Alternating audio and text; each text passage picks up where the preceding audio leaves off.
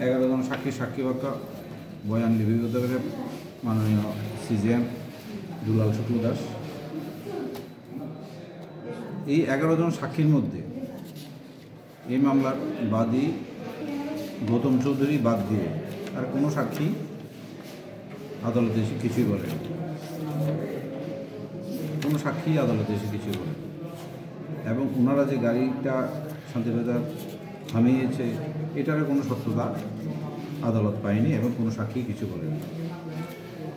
তো দীর্ঘ জেরা, গৌতম চৌধুরী দীর্ঘ জেরা এবং এই মামলা তদন্তকারী পুলিশ অফিসার ওনাকেও দীর্ঘ জেরা করার পরে দীর্ঘদিন এই প্রায় 2 বছর মামলা চলার পরে আজকে মাননীয় সিজিএম দুলাল শুক্ল দাস এই 4 জন আসামিকে বেকসুর খালাস ঘোষণা করে।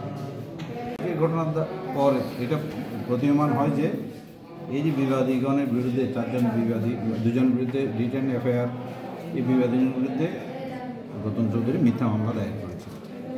কেন, কী উদ্দেশ্যে মামলা দায়ের করেছে এটা উনি ভালো।